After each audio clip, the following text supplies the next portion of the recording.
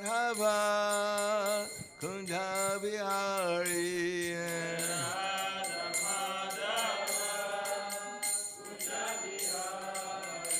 Jaya Radha Madhava Kunja Bihari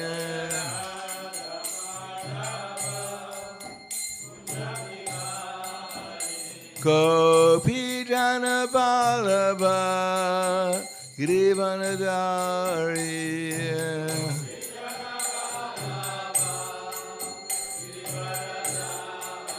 Gopi Jana Vallabha Girivanadari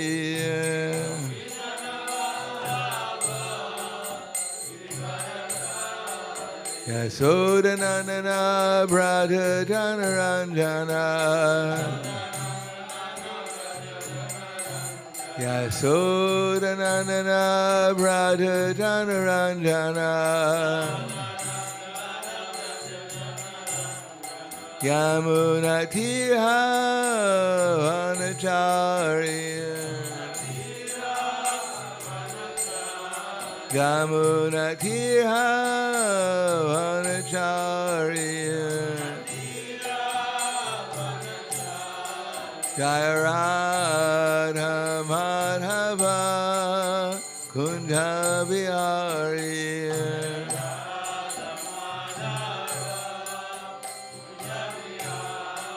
Jaya Radha Madhava Kunja Bihari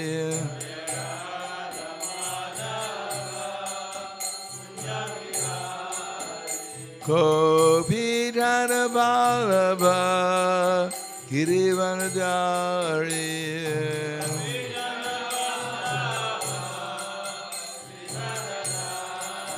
Gopi Jana Vallabha Girivanadari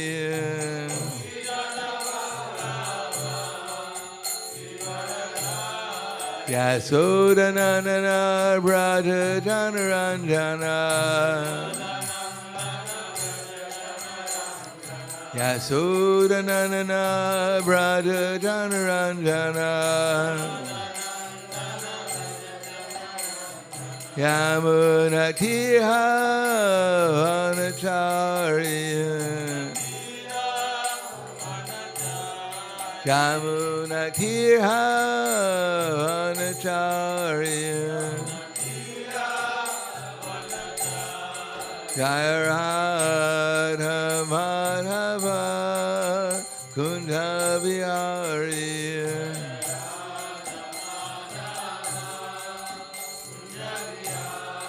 Jaya Radha Madhava Kunja Bihari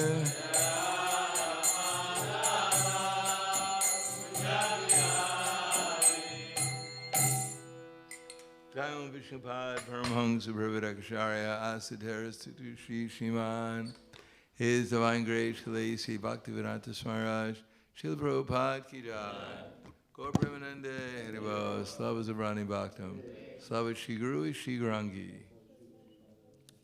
Om Agana Tvanandasya Gananjana Salakaya Chaksura Militam Yena Tasmai Shri Guruve Namaha Shri Chaitanya Manobishtam Stapitam Yena Bhutale Swayam Rupa Kadamayam Tadati Swapadantikam Bandeham Shri Guru Shri Yuta Parakamalam Shri Gurum Vaishnavam Scha Shri Rupam Sagradatam Sahagana Raghunatam Vitam Tam Sajivam Sadvaitam Sabadutam Pradina Saitam Krishna Chaitanya Devam Shri Radha Krishna Padan Sahagana Lalita Shri Visakans Vitam Scha Hey Krishna Karna Sindhu Dinabando Jagatpate Gopesha Gopika Kanta Radha Kanta Namosute Tapta Kanchina Gaurangi Radhe Vrindavaneshwari Prishubhanu Sudadevi Pranamami Hari Priye Vanchakalpa Tuvyasra Kripa Sindhu Vyevacha Patitanam Pavanebhyo Vaishnavebhyo Namo Namaha. Shri Krishna Chaitanya Prabhu Nityananda Shri Advaita Gadadhar Srivasadi Gaur Bhaktivinoda Hare Krishna Krishna Krishna Hare Hare Hare Rama Rama Hare Hare Om Namo Bhagavate Vasudevaya Om Namo Bhagavate Vasudevaya Om Namo Bhagavate Vasudevaya.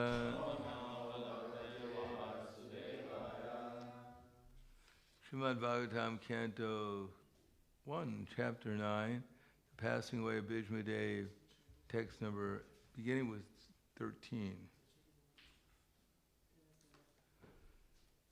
Samstite tirate pandau Prita Bala Prajavadidu Yasmat Krite Bahu Kleshan Prapta Tokavati Muhu Samstite Tirate Pandau Prita Bala Prajavadu Yasmat Krite Bahun Kleshan Prapta Tokavati Mahu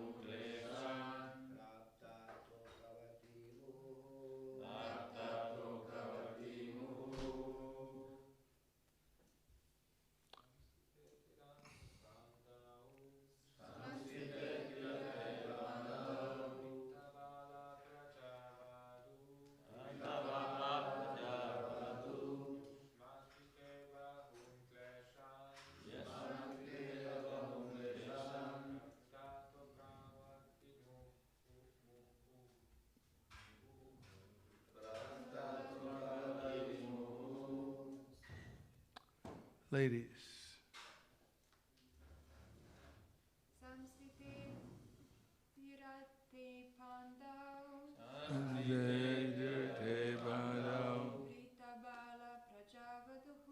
Prita Bala Prajavidu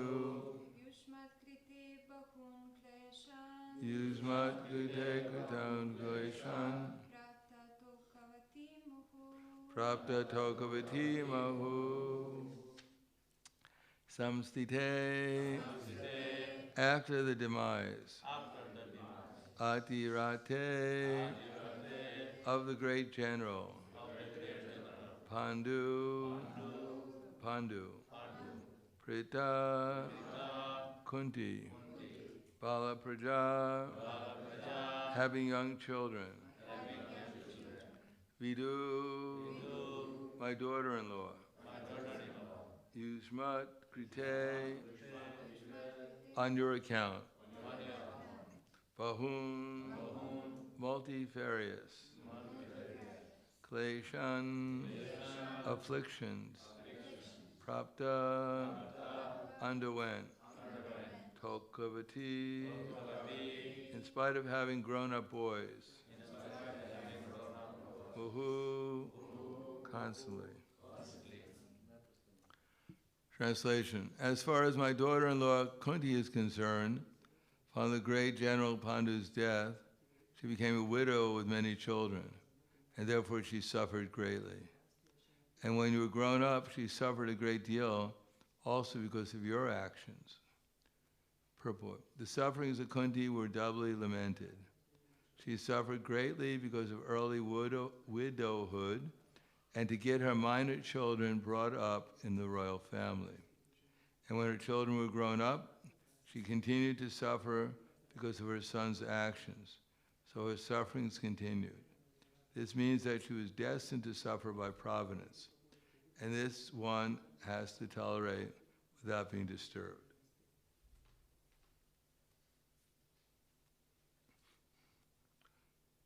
Similar text is 14. Sarva kala kritam manye bhavatam cha yad apriyam sa palo yad visheloko vayur eva ganavali.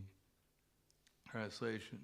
In my opinion, it is all due to inevitable time, under whose control everyone in every planet is carried, just as the clouds are carried by the wind. Purport. There is a control by time all over the space within the universe, as there is control by time all over the planets. All the great gigantic planets, including the sun, are being controlled by the force of air, and as the clouds are carried by the force of air, simply the inevitable kala, or time, controls even the actions of the air and other elements. Everything, therefore, is controlled by the supreme kala, a forceful representation of the Lord within the material world. Thus, Yudhisthira should not be sorry for the inevitable action of time. Everyone has to bear the actions and reactions of time as long as one is within the conditions of the material world. Yudhisthira should not think that he had committed sins in his previous birth and is suffering the consequence. Even the most pious has to suffer the conditions of material nature. But a pious man is faithful to the Lord, for he is guided by the bona fide Brahmana and Vaishnava, following the religious principles. These three guiding principles should be the aim of life. One should not be disturbed by the tricks of eternal time. Even the great control of the universe, Brahmaji, is also under the control of that time. Therefore, one should not grudge being thus controlled by time, in spite of being a true follower of religious principles. Namo Vishnu Vidaya Krishna Prasthaya Bhute Srimate Bhaktivedanta Swami Namane Namaste Saraswatundeve Gauravani Pacharane Nirvishesha Srinivadi Pasyadyade Sadarna. It is not by accident that Krishna, after saying to Arjuna that we're all eternal, and then immediately says, Matra Sparshas Tukonteya Shitoshna Sukadukada Aga Ma Paino Nityas Tam Titiksha Svabarata. O best of the among men, Arjuna, Matra Sparshus Tukonteya. Matra, the touch, Sparsha, that's Sparsha is touch. The non-permanent appearance and happiness and distress and their disappearance in due course are like the appearance and the disappearance of winter and summer seasons. They arise from sense perception, O son of Bharata, and one should learn to tolerate them without being disturbed.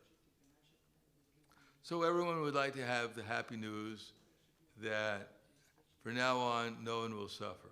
We found the cure. You just take a couple of drops and you don't suffer anymore in the material world. We're praying for it. We're reading the newspapers to see if they found it yet. And we're always disappointed because they're never going to find it. And the idea of learning tolerance doesn't seem like a very good idea either, in one sense, because it's like saying to someone, well, if you want to learn tolerance, just go to your neighborhood dentist and have him drill live teeth, and you'll really learn tolerance quite quickly. Try not to scream too loudly. Because no one is really trying to just learn tolerance. The only way of actually learning tolerance is to learn how to get out of material consciousness into spiritual consciousness. In other words, learning tolerance is not simply to tolerate suffering. It is to get out of suffering by getting into another state of consciousness called Krishna consciousness. when Srila Prabhupada was coming to find out the progress of the Krishna Balaram temple in 1974. I went to India for the first time in February of 1974. Was the first temple presidents meeting in Mayapur. It didn't have much of a meeting, anyhow. All the temple presidents from around the world came to Mayapur that year. We got aboard the first 747. The first one to land in Dum Dum Airport. Is it still called Dum Dum? No. Now the Calcutta Netaji Subhash Chandra Airport. Yeah, and they had to make the runway a little bit larger so that the plane could land. Luckily, it was large enough to land. Otherwise, I wouldn't be here to tell the story. Any case, from there we went to Mumbai, which was Bombay at that time, to the Juhu Center, which was under construction, you could say. There was a shack that held Radha Parthasarathi, Radha... Mumbai Juhu Radha Rasbihari. Yeah, Rasabihari. And other than that, we were sleeping on the ground in the wilderness. Because there were a lot of devotees. There was no room. I don't even know if there was room for devotees living there, but there's no room for us. Then from there we got aboard the first train, a train, from Mumbai to Mathura. And at that time they had these what's called diesel trains. I think they were diesel. It was oil. They were burning oil. And the first thing you notice when you get in, because we were going second class, I don't know if first class is better, but non-air conditioned second class. That was, I can never forget that experience. Because immediately when the train started, all these little black particles started to enter into the train from the burning the oil. And by the end of the trip, our dhotis, whatever the color were before, they were all black. We were black. Everything was black. And it wasn't the kind of black you just washed off either. And it was actually a zoo inside the train. You couldn't believe every stop, and there were a lot of stops. So people would come inside the train selling all kinds of things. And all night you would hear, chai, chai, chai. You know what chai means? Tea. They were selling chai. And it was like a 48-hour trip or whatever it was, but wow. 48 hours. It was a slow train. I mean, and I had 2 varieties of parasites in my body at that time, so. My first time I got sick was in India, eating a couple of pieces of burfi from the local. It was actually para, but I think it was a little sugar with a lot of parasites in it. And it was unforgettable. I remember being in Radhakund, not being able to move for the first time. It's definitely paying Dandadvats at Radhakund.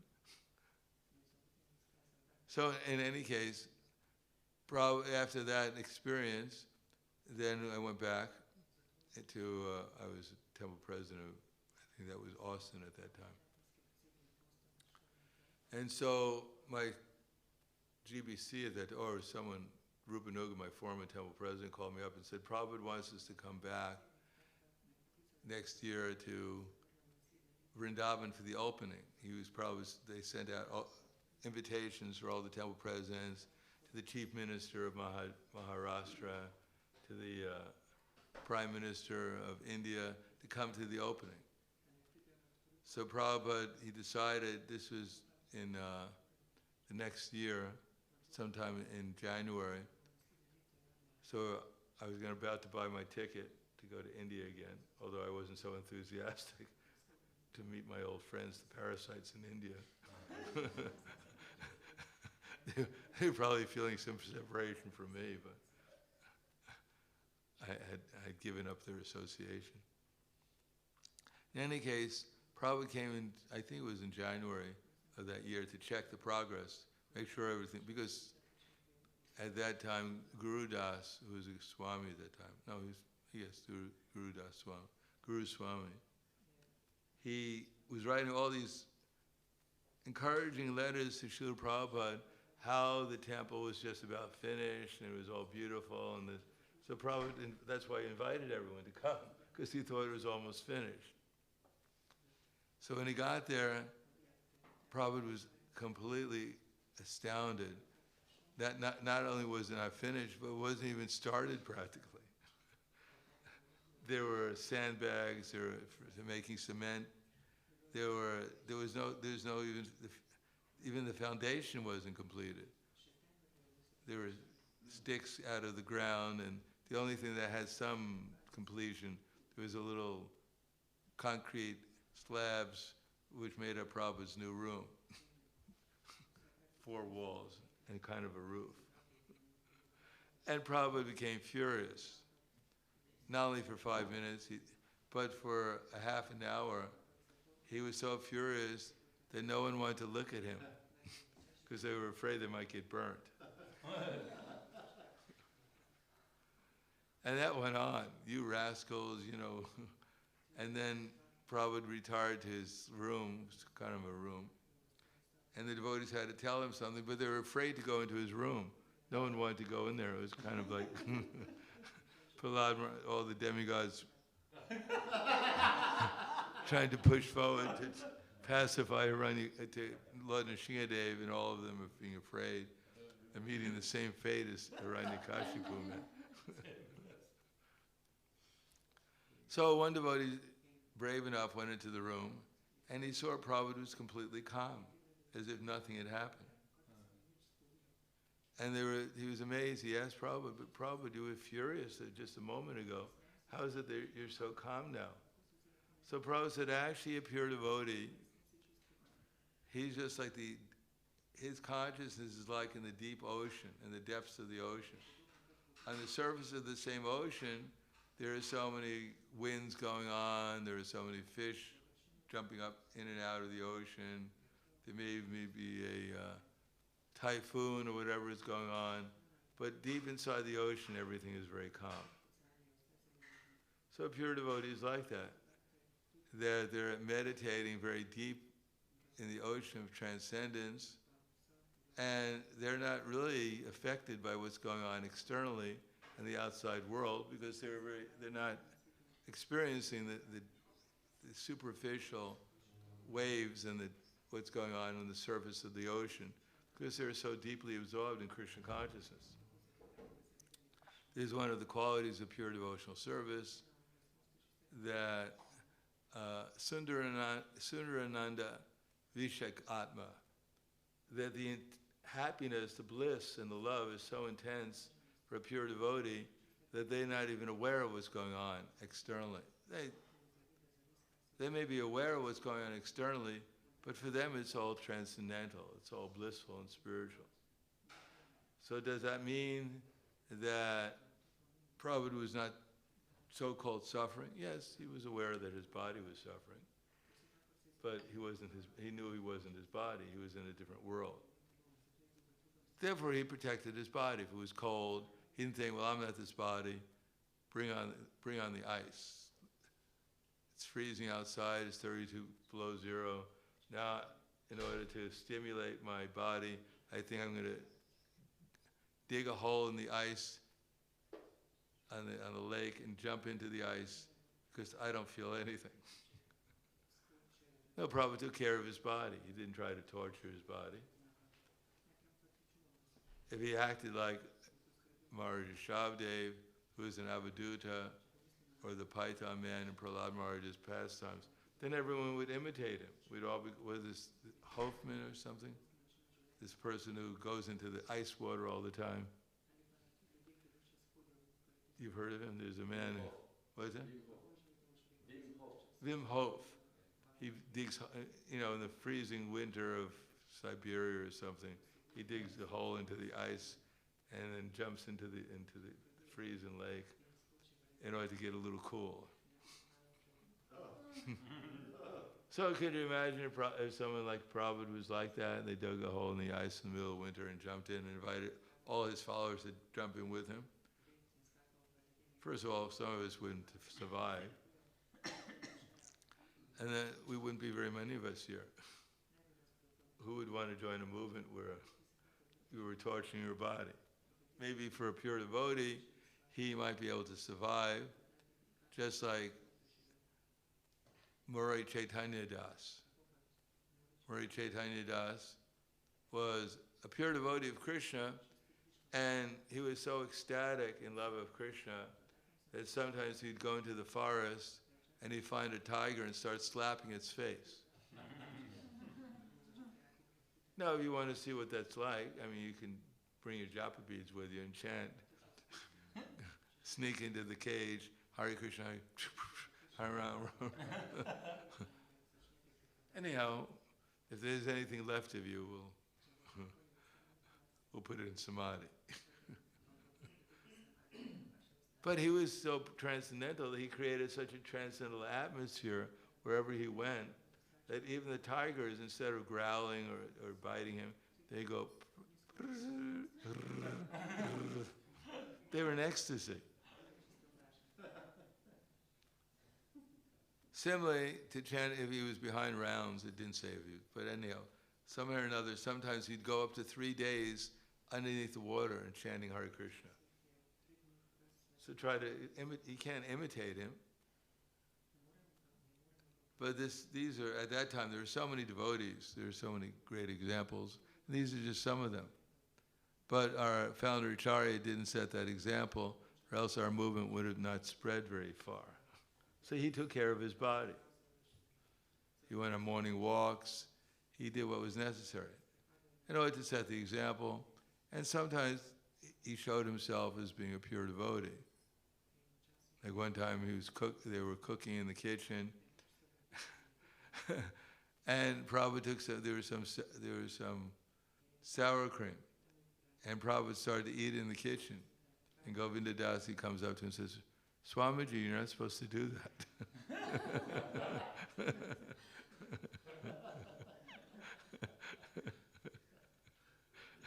And Prabhupada just ignored him. And on the other hand, when Prabhupada was installing Lord Jagannath and Lord Baladev and Srimati Subhadra Devi in Amsterdam in the middle of the 70s, then the devotees didn't have very much experience at how to make a fire yagya, because at that time, maybe in America devotees had some experience, but it wasn't, only Prabhupada really usually made the fire yagya. And it was quite simple. Nowadays we have all these elaborate fire yagas with all this paraphernalia, so many different fruits and vegetables and this and that, chanting all the names of the demigods, to their subordinates, to everyone. You go on for hours and hours. 32 million demigods, we're chanting half of them. And then the devotees were asked to make a fire yagya. But this is Amsterdam, I think it was like 1974 or something. They had no idea what it was, because these are all new devotees. The only devotees who knew anything were the devotees coming from America, who had some experience. The new devotees didn't know because they were never trained up. So they're making a fire yagya, and they forgot to put the fruit. They didn't know they're supposed to put fruits around the yagya. And this is all being televised on national television. And Prabhupada was going, pushpa, pushpa. Flowers. They thought pushpa rice.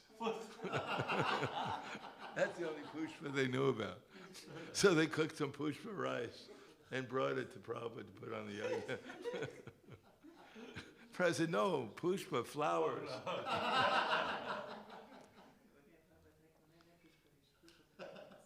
And it was going on like that for some, and Prabhupada was getting more and more frustrated, more and more angry externally. And this is all being conveyed on television. And then finally one hippie came over to Prabhupada and said, Shanti, Shanti. And then Prabhupada took up his bead and said, Hare Krishna, Hare Krishna, Krishna Krishna.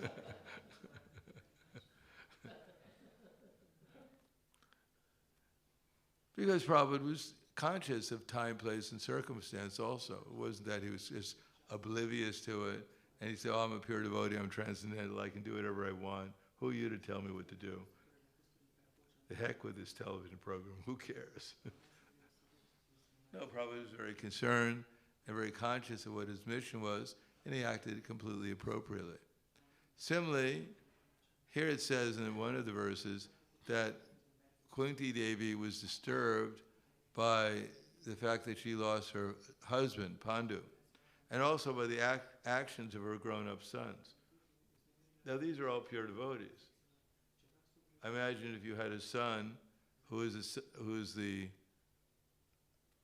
adopted son, because we're not a demigod, but adopted son, and his father was Yamaraj. Would you expect him to cause you too much problems? Even went to Yamaraj and said, who are you? You know, my friend is your son. Oh, really? Hey, Amadudas, I think you brought him by mistake. Take him back. And the other son was, the son of the Vayu, the wind god, another of Indra. Now, who would expect you're going to get a lot of problems from your son? If that father is Indra, Vayu, and Yamaraj, you probably expect something. They probably have pretty good astrological charts. A few exalted planets here and there. Still, here it says they caused, and what were the problems they caused? Maybe not exactly due to their own activities. Of course, Bhima was a little bit. Bhima, he used to, when the Pandavas and the Kauravas, of course there was only Kauravas at that time, when they used to play, the Kauravas would climb up into a tree. And Bhima very playfully would start shaking the tree. Now there are 100 Kaurus, and they're all in the tree. And Bhima would start shaking the tree, and the Kauravas would fall out of the tree and break their arms and legs. So Bhima did not win any popularity contests amongst the Kauravas. So they decided, let's get even with Bhima. And as we know, they baked him a cake made out of poison. I mean, if you don't like someone on a birthday, just bake them a nice cake and put a little bit of poison in. And when they get indigestion, you say, oh, they died of indigestion. So Bhima was fed this cake, and Bhima was known as Rikadar, as we know from the Bhagavad Gita, wolf belly. So he ate a lot. He ate the whole cake, made out of poison. And then he said, I feel a little sleepy. And the Kauravas said, don't, that's normal after eating. Why don't you take some rest? So he took some rest, and they picked him up, and they threw him into a lake where they put poisonous snakes. And all the poisonous snakes, they came and started to bite him. But the Kalakuta poison that he ate was counteracted by the poison of the snakes, so he woke up and killed all the snakes. Meanwhile, Kunti was quite an anxiety. All the Pandavas, Bhima's disappeared. Where is he? And as we know, the Varuna had taken Bhima down to his kingdom and fed him some elixirs, so he became stronger than 10,000 elephants. In any case, things like that happened. Yudhisthira Maharaj, who at that time had a fabulous kingdom in Indraprastha, which was more, although it was a desert when they first got there,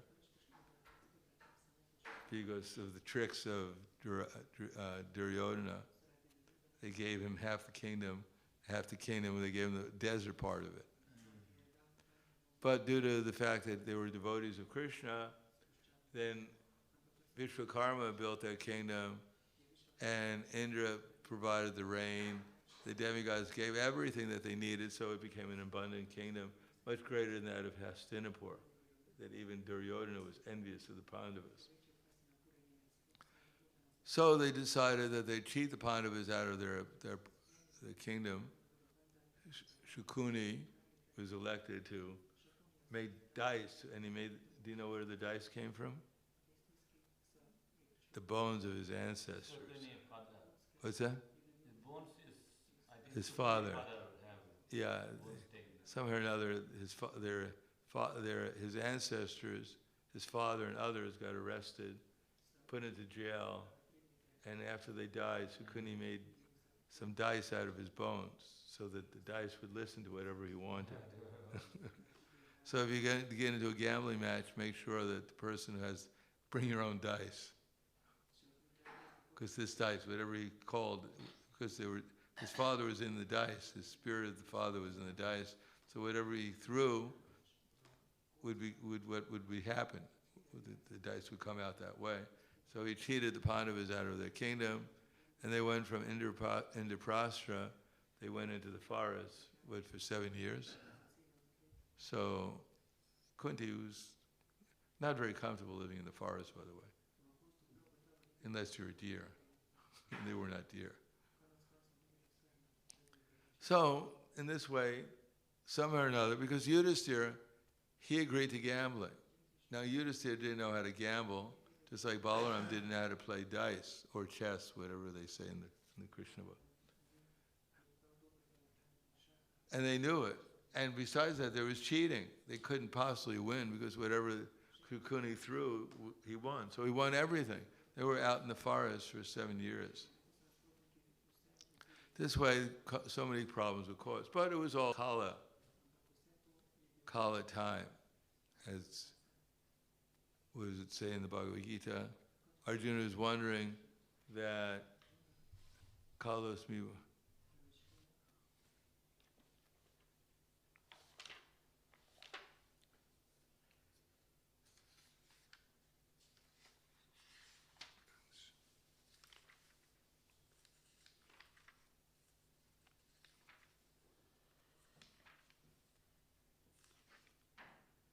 Agyakime ko bhavan ugrupo, mestute sarva gatama. Agyakime ko bhavan ugrupo, namostute teva sarva. Vigatami chami vantamadhyam, nahi prajanami tava pravitim. Arjuna was seeing the universal form of Krishna, and he was wondering that my friend Krishna, he was such a nice person before, he had this beautiful smile, and then suddenly he's eating the warriors on the battlefield. He has another side to him, where he's not even a vegetarian. He eats warriors. Flames are coming from his mouth. He's smashing people with his club. What happened? Who are you? Where did you come from? So Arjuna asked Krishna, Agyaki me kavada.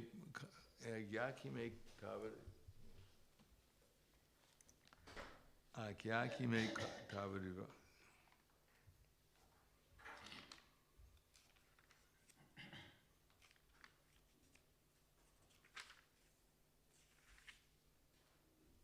Yaki me ko bhavan ugrarupo. Ugrarupo means this horrible form of yours. Agyaki me ko. Is that ko? Yeah. Agyaki me ko bhavan ugrarupo. How have you assumed this horrible form? Agyaki me ko bhavan ugrarupo. Namostu te deva varaprasida. You're supposed to be the best of the demigods. Vigyatami chami vantamadhyam Vigyatum ichami vantamam. I want to know about why you assume this form. Nahi prajanami tava pravitim. What is the purpose, pravitim? Why are you doing this? In other words, what is this whole material world about? We're in a little part of the universal form. What is it about? And then our Krishna says, Kalo svi lokashe krit pravrido name vigatum Lokan vigatum ihaparitam. Lokan samahartam ihaparita. Ritepi tvam nabha vishanti sarve. Evastita pratnyukeshi yoda. Time I am the destroyer of all the worlds. I have come here to engage everyone. Except for you, the Pandavas, everyone here on both sides will be slain. So that's where we're in Kala. We think we're in Ljubljana. We're in a civilized part of Europe. We're in the place where there's clean air and nice water, and everyone lives forever. Not like the rest of Europe. No, we're in Kala. Every part of this material world is under the control of Kala. Old age, disease, and death are the main aspects of Kala that we're experiencing. Plus the threefold miseries, Adi Bodhika, Adi Daivika, and Adiatmaka kleshas.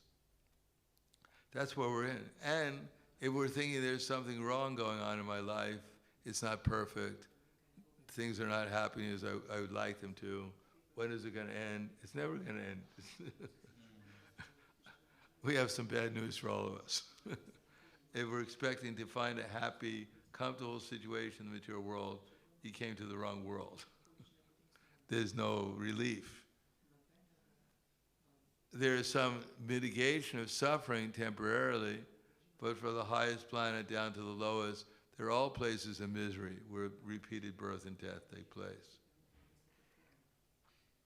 So, the Pandavas, or Prahlad Maharaj, or whoever, they're not existing in the material world. Their consciousness is in the spiritual world. But right now, we can hardly remember our name sometimes. What to speak of remembering Krishna. Or what to speak of actually being so absorbed in Krishna consciousness that we're actually living in the spiritual world. Not just thinking about the pastimes or even experiencing whatever, a higher level of actually living in the actual spiritual world in our consciousness. So that we're in such ecstasy, we don't even notice we're not even affected at all by what's going on externally.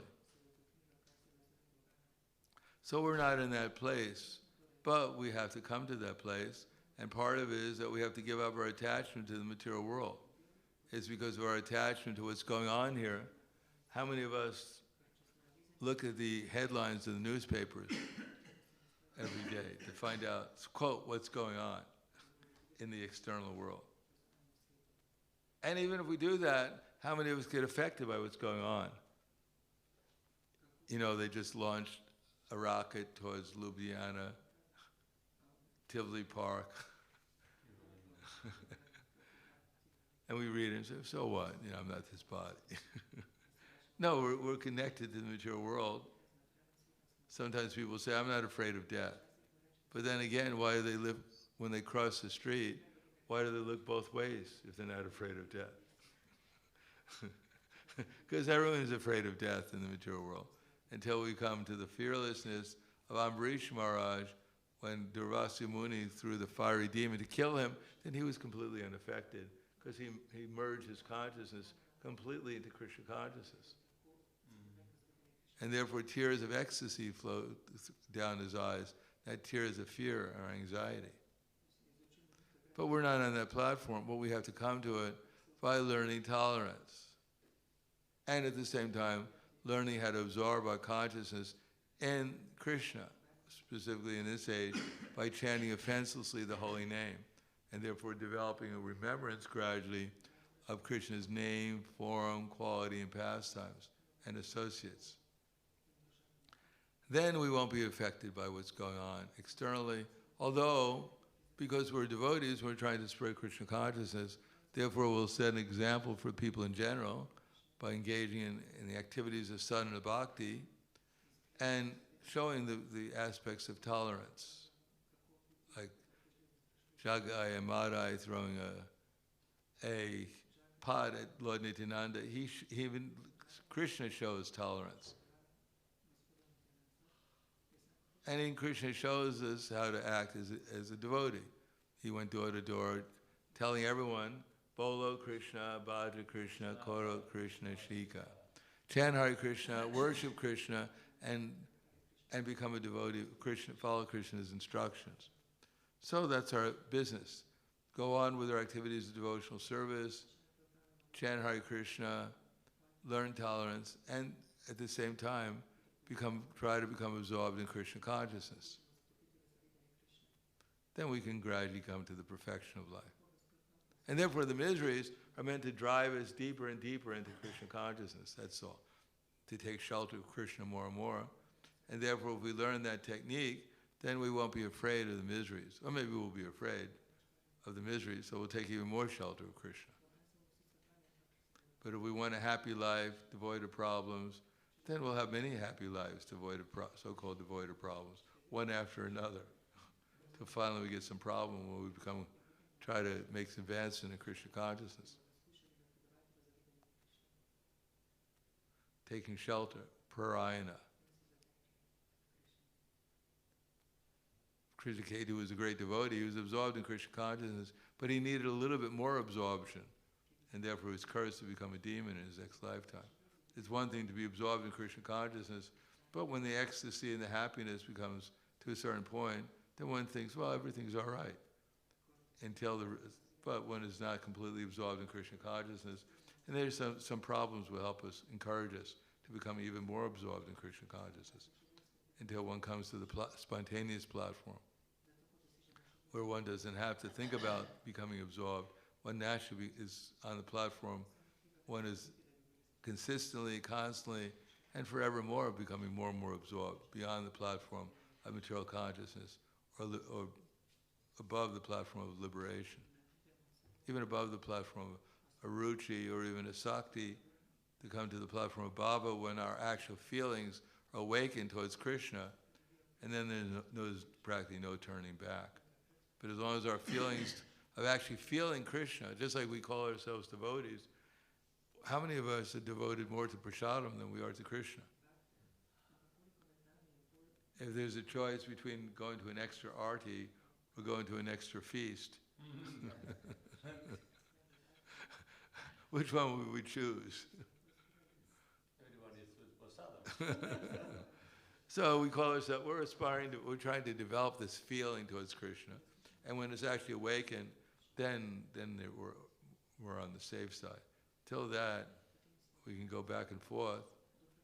Like Bharat Maharaj, he was practically on the platform of bhava, but that affection for the deer put him in Maya for at least one, in that lifetime.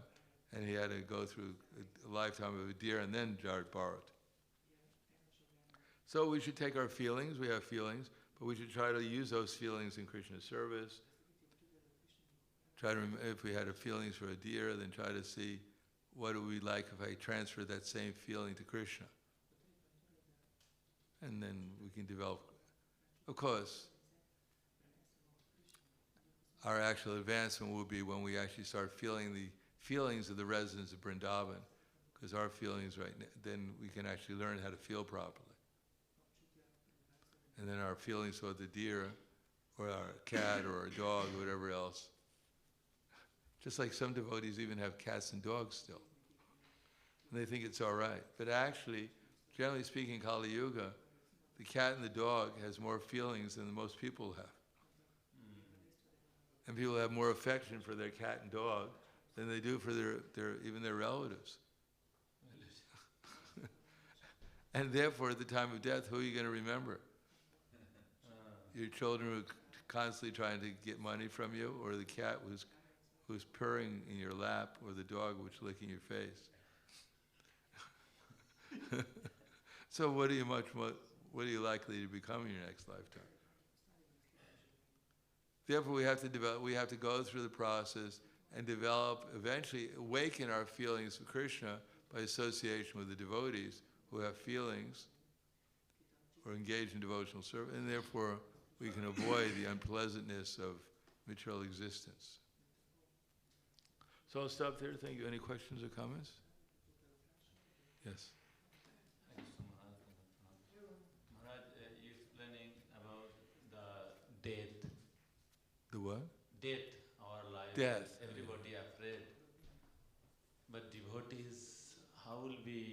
this is remove this afraid. Because You're not afraid of death? And the Shastra said, 10,000 bichu, they biting when will be death coming. So painful. How will be processing to will be remember Krishna that time? A lot of practice. You have to go deep in Krishna consciousness to be able to avoid that. Not only the 10,000 insects biting you, but also our memories start flashing through us. All the things, all our attachments, our hatreds and things like that. And even now, when we're chanting our rounds, we only hear the holy name, and anything that goes through our mind, we just completely aloof from it. So what to speak of death when it's 1,000 times going to that more intense? How much will take shelter of the things that we were attached to or averse to? How likely it is to take another birth again. So therefore we have to perfect our Krishna consciousness, especially the offenseless chanting of the holy name. And when we enter deep into the holy name, into the name, form, quality, and pastimes of Krishna, then we'll have refuge there and we won't be bothered by even 10,000 insects biting our body. One time I was sitting there and chanting japa, and all these flies came on his head. And then Prabhupada just sat there and kept on chanting. And he turned to the devotees who were with him, he said, we have to learn tolerance. So if one little fly goes by,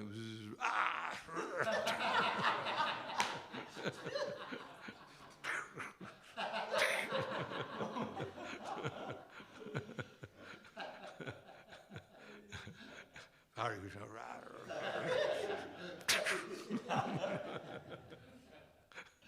What to speak of the time of death if 10,000 of them came at us? At least tolerate one of them. Anything else? Yes.